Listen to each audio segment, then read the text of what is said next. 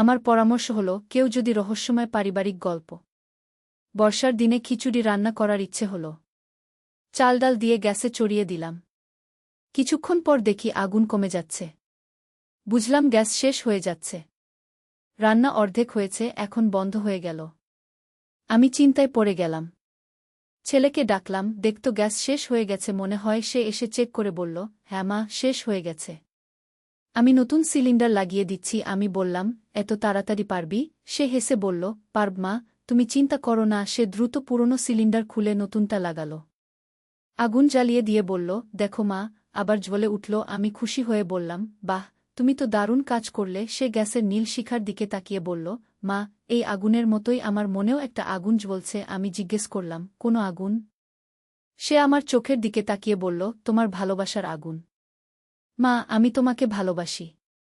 আমাদের জীবনেও এভাবে নতুন করে শুরু করি। খিচুড়ির হাঁড়ি ফুটছিল, আমার হৃদয়ও ফুটছিল। সে আরও বলল, তুমি আমার স্ত্রী হয়ে যাও, আমরা নতুন সংসার করি। বিয়ে করো আমাকে। এই গল্পটি সম্পূর্ণ শুনলে আপনাদের পানি অটোমেটিক বের হয়ে যাবে, যত দ্রুত সম্ভব হাতের কাছে টিস্যু নিয়ে বসে পড়ো। বিছানার চাদর যেন নষ্ট না হয় সেটা সম্পূর্ণ খেয়াল রাখার অনুরোধ জানিয়ে গল্পটি এখন শুরু করব। তার আগের সর্বশেষ অনুরোধ, দয়া করে এমন পানি বের করার গল্প নিয়মিত শুনতে আমাদের চ্যানেলটি সকলেই সাবস্ক্রাইব করুন। ধন্যবাদ। হ্যালো বন্ধুরা, আমার নাম শ্রেয়া দেবী। আমার বয়স ৩৯ বছর। আমার স্বামীর নাম রাহুল দেবী, বয়স ৪২ বছর। আমাদের ২ সন্তান, সুমিত আর রিয়া। সুমিত ২১ বছর বয়সী, ইউনিভার্সিটিতে পড়ে। রিয়া ১৪ বছর বয়সী, হাই স্কুলে যায়। গল্পটি শুরু করার আগে বলে রাখি, এই ঘটনাটি আমার সাথে ঠিক ৩ মাস আগে ঘটেছিল। তখনও আমি বুঝতে পারিনি যে আমার জীবনে এত বড় একটা রহস্য লুকিয়ে আছে। সেদিন ছিল শনিবার। বৃষ্টি হচ্ছিল অনেকক্ষণ ধরে। বাইরে যাওয়ার কোনো উপায় নেই। স্বামী রাহুল অফিসে গেছে। রিয়া তার বান্ধবীর বাসায় থাকবে বলে সকালেই চলে গেছে। বাসায় শুধু আমি আর সুমিত। আমি ভাবলাম এমন আবহাওয়ায় খিচুড়ি হলে বেশ হতো। রান্নাঘরে গিয়ে দেখি চাল ডাল সব আছে। গ্যাসে চড়িয়ে দিলাম। আমার খুব ভালো লাগছিল। বৃষ্টির শব্দ আর রান্নার গন্ধ মিলে একটা অন্যরকম পরিবেশ তৈরি হয়েছিল। হঠাৎ দেখি গ্যাসের আগুন কমে যাচ্ছে। প্রথমে মনে করলাম হয়তো চাপ কম। কিন্তু আস্তে আস্তে আগুনটা একদম নিভে গেল। বুঝলাম গ্যাস শেষ হয়ে গেছে। খিচুড়ি তখনও কাঁচা। আমি হতাশ হয়ে পড়লাম। এই বৃষ্টিতে কোথা থেকে নতুন গ্যাস আনব? সুমিতকে ডাকলাম। সুমিত, এদিকে এসতো। সে তার রুম থেকে দৌড়ে এলো। কি হয়েছে মা? গ্যাস শেষ হয়ে গেছে। খিচুড়ি অর্ধেক রান্না হয়েছে। সুমিত গ্যাসের সিলিন্ডার চেক করে বলল, আরে হ্যাঁ, একদম ফাঁকা হয়ে গেছে। তুমি চিন্তা করো না মা, আমার কাছে একটা নতুন সিলিন্ডার আছে। আমি লাগিয়ে দিচ্ছি। আমি অবাক হয়ে বললাম, তোর কাছে সিলিন্ডার? কোথা থেকে এলো? গতকাল বাবা কিনে এনেছিল। বলেছিল জরুরি প্রয়োজনের জন্য রেখে দিতে। সে হাসতে হাসতে বলল। সুমিত খুব দ্রুততার সাথে পুরনো সিলিন্ডার খুলে নতুনটা লাগালো। দেখি সে কত সহজে কাজটা করে ফেলল। আমি ভাবলাম ছেলে আজকাল কত বুদ্ধিমান হয়ে গেছে। আগুন জ্বালিয়ে দিয়ে সুমিত বলল, দেখো মা, আবার নীল শিখা জ্বলে উঠেছে। আমি খুশি হয়ে গিয়ে বললাম, বাহ সুমিত, তুমি তো দারুণ কাজ করলে। আমি তো ভেবেছিলাম আজ আর খিচুড়ি খাওয়া হবে না। সুমিত আগুনের দিকে তাকিয়ে থাকল কয়েক মিনিট। তারপর আমার দিকে তাকিয়ে বলল, মা, এই আগুনের মতো আমার মনেও একটা আগুন জ্বলছে। আমি কৌতূহলী হয়ে জিজ্ঞেস করলাম, কোনো আগুন বাবা?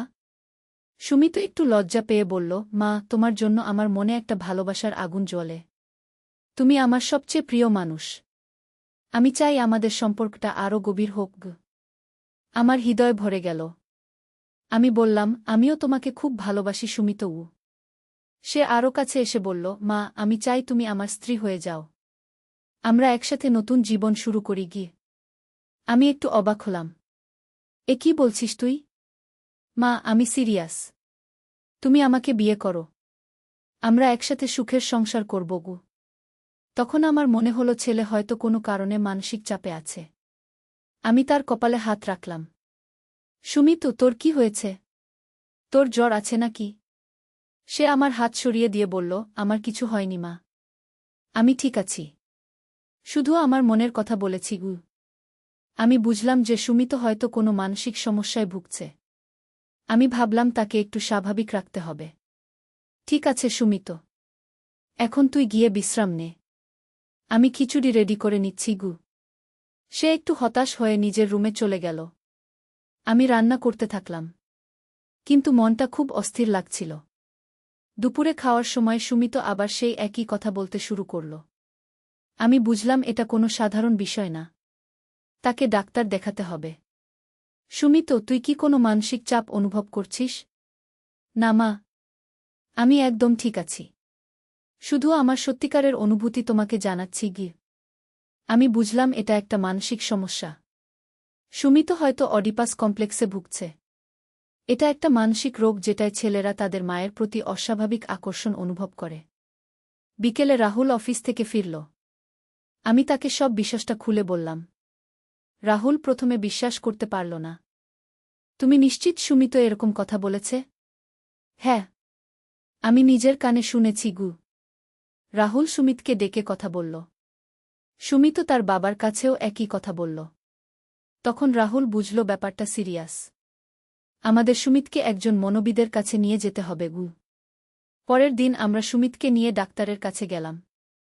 ডাক্তার অনেক প্রশ্ন করল।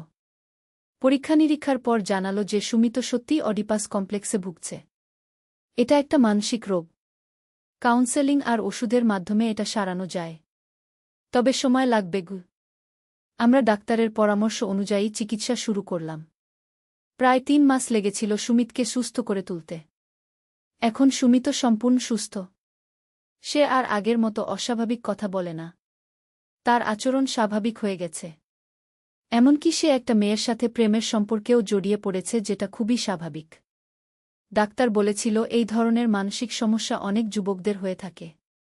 সময়মতো চিকিৎসা করালে এটা পুরোপুরি সেরে যায়। সেই দিনের ঘটনাটা এখন আমাদের কাছে একটা দুঃখজনক স্মৃতি হয়ে আছে। কিন্তু আমি খুশি যে আমরা সময়মতো পদক্ষেপ নিয়েছিলাম। মানসিক স্বাস্থ্য নিয়ে আমাদের সবার সচেতন থাকা উচিত। কোনো পরিবারের সদস্য অস্বাভাবিক আচরণ করলে তাকে বিচার না করে বরং সাহায্য করা উচিত। এই ঘটনার পর আমি অনেক পড়াশোনা করেছি মানসিক স্বাস্থ্য নিয়ে। জেনেছি যে অনেক ধরনের মানসিক সমস্যা আছে যেগুলো চিকিৎসার মাধ্যমে ভালো হয়ে যায়। আমার পরামর্শ হল, কেউ যদি এরকম অস্বাভাবিক আচরণ করে তাহলে তাকে একা রেখে না দিয়ে ডাক্তারের কাছে নিয়ে যান। মানসিক রোগ লজ্জার কিছু নয়। এটাও অন্যান্য রোগের মতোই চিকিৎসাযোগ্য। আমি জানি অনেক পরিবার আছে যারা এই ধরনের সমস্যার মুখোমুখি হয়। তাদের কাছে আমার পরামর্শ হচ্ছে, ধৈর্য হারাবেন না। সঠিক চিকিৎসা পেলে রোগী অবশ্যই সুস্থ হয়ে উঠবে। মানসিক স্বাস্থ্য বিশেষজ্ঞদের মতে যৌন মানসিকতার বিকৃতি বিভিন্ন কারণে হতে পারে। হরমোনের ভারসাম্যহীনতা, শৈশবকালীন ট্রমা, সামাজিক চাপ, এসব কিছুই এর জন্য দায়ী হতে পারে। সুমিতের ক্ষেত্রে ডাক্তার বলেছিল যে তার হরমোনের একটা সমস্যা ছিল। সেটার চিকিৎসা করার পর তার মানসিক অবস্থা স্বাভাবিক হয়ে গেছে। আমি এখন বিভিন্ন মানসিক স্বাস্থ্য সংস্থার সাথে কাজ করি। আমার কাজ হচ্ছে এমন পরিবারগুলোকে সাহায্য করা যারা আমাদের মতো সমস্যার মুখোমুখি হয়। গত বছর একটি পরিবারের সাথে দেখা হয়েছিল। তাদের ২২ বছরের ছেলে তার মায়ের সাথে অনুরূপ আচরণ করছিল। পরিবারটি অনেক বিপর্যস্ত ছিল। আমি তাদের আমার অভিজ্ঞতার কথা বলেছিলাম। তাদের সাহস দিয়েছিলাম। বলেছিলাম যে এটা সম্পূর্ণ চিকিৎসাযোগ্য। তারা আমার পরামর্শ অনুযায়ী ছেলেটিকে ডাক্তারের কাছে নিয়ে গিয়েছিল। ৪ মাস চিকিৎসার পর ছেলেটি সম্পূর্ণ সুস্থ হয়ে গিয়েছিল। এখন সেই পরিবারও মানসিক স্বাস্থ্য নিয়ে কাজ করে। তারা বলে, শ্রেয়া আপার অভিজ্ঞতা আমাদের জীবন বদলে দিয়েছে গি। অনেক সময় মানুষ মনে করে যে এই ধরনের সমস্যা ধর্মীয় কারণে হয়। কিন্তু ডাক্তাররা বলেন এটা সম্পূর্ণ মেডিকেল সমস্যা। এর সাথে ধর্ম বা পাপ-পুণ্যের কোনো সম্পর্ক নেই। আমি নিয়মিত বিভিন্ন হাসপাতালে গিয়ে এই ধরনের রোগীদের পরিবারের সাথে কথা বলি। তাদের সাহস দিই। বলি যে হতাশ না হয়ে চিকিৎসা চালিয়ে যেতে। সুমিত এখন একটি মানসিক স্বাস্থ্য ক্লিনিকে পার্ট টাইম কাউন্সেলর হিসেবে কাজ করে। সে তার অভিজ্ঞতা দিয়ে অন্যদের সাহায্য করে। গত মাসে সুমিত আমাকে বলেছিল, মা, আমি এখন বুঝতে পারছি যে আমার সেই রোগটা আসলে আমার জীবনের একটা টার্নিং পয়েন্ট ছিল। এটার কারণেই আমি মানসিক স্বাস্থ্য নিয়ে কাজ করার সুযোগ পেয়েছি। ঋতিকা এখন একটি মহিলা কলেজে মনোবিজ্ঞানের শিক্ষক। সে তার ছাত্রীদের মানসিক স্বাস্থ্য নিয়ে শিক্ষা দেয়া। আমাদের ছোট মেয়ে রিয়া এখন ক্লাস 10-এ পড়ে। সে সাইকোলজিতে অনার্স করার পরিকল্পনা করছে। বলে, আমি দাদার মতো মানুষদের সাহায্য করতে চাই। রাহুলও এখন আমাদের এই কাজে সহযোগিতা করে। সে তার অফিসেও মানসিক স্বাস্থ্য সচেতনতা নিয়ে কাজ করে। আমাদের পুরো পরিবার এখন এই বিষয়ে কাজ করে। আমরা মনে করি এটাই আমাদের সামাজিক দায়বদ্ধতা। প্রতি মাসে আমাদের বাসায় একটা মিটিং হয় যেখানে এই ধরনের সমস্যায় ভোগা পরিবারগুলো আসে। আমরা তাদের সাথে অভিজ্ঞতা ভাগাভাগি করি। এই মিটিংগুলোতে আমি দেখেছি যে অনেক পরিবার একই রকম সমস্যার মুখোমুখি হয়, কিন্তু লজ্জার কারণে তারা কাউকে বলতে পারে না। আমি সবসময় তাদের বলি, লজ্জা না করে সাহায্য নিন। আপনার পরিবারের কেউ অসুস্থ হলে যেমন ডাক্তারের কাছে যান, এটার ক্ষেত্রেও তাই করুন গো। অনেক মা আমার কাছে এসে কাঁদেন। বলেন, আমার ছেলে এমন আচরণ করছে, আমি কি করব? আমি তাদের সান্ত্বনা দিই। বলি যে এটা অস্থায়ী সমস্যা। একবার একটি মা আমাকে বলেছিল, আমি আর পারছি না। আমার ছেলেকে দেখতে পারি না। আমি তাকে বুঝিয়েছিলাম যে রোগী তার ছেলে নয়, রোগটাই সমস্যা। আপনার ছেলে অসুস্থ। অসুস্থ মানুষকে ঘৃণা করা যায় না, তাকে সাহায্য করতে হয়। সেই মা পরে আমাকে জানিয়েছিল যে তার ছেলে সুস্থ হয়ে গেছে। এখন সে তার মায়ের সাথে স্বাভাবিক আচরণ করে। আমি মনে করি মানসিক স্বাস্থ্য নিয়ে আমাদের দেশে এখনও অনেক কাজ করার আছে। মানুষকে সচেতন করতে হবে যে এটা কোনো লজ্জার বিষয় নয়। আমাদের সমাজে অনেকেই মনে করে যে মানসিক রোগীরা পাগল, কিন্তু এটা ভুল ধারণা। মানসিক রোগীরাও সাধারণ মানুষের মতোই, শুধু তাদের চিকিৎসার দরকার। আমি আশা করি আমাদের এই গল্প শুনে অনেকেই উপকৃত হবেন, মানসিক স্বাস্থ্য নিয়ে আরও সচেতন হবেন।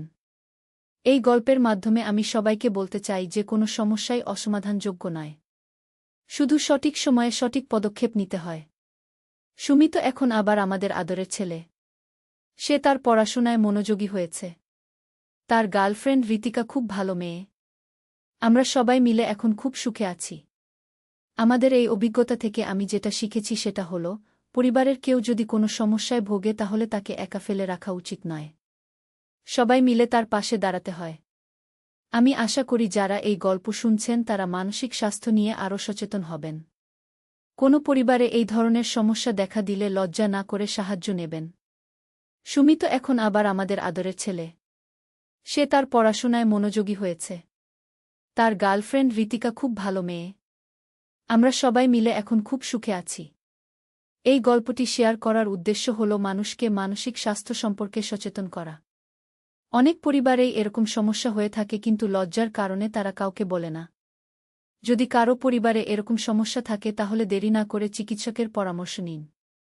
মানসিক স্বাস্থ্য আমাদের শারীরিক স্বাস্থ্যের মতোই গুরুত্বপূর্ণ। আশা করি এই গল্প থেকে সবাই কিছু শিখতে পেরেছেন। মানসিক স্বাস্থ্য নিয়ে আমাদের আরও খোলামেলা আলোচনা করা উচিত।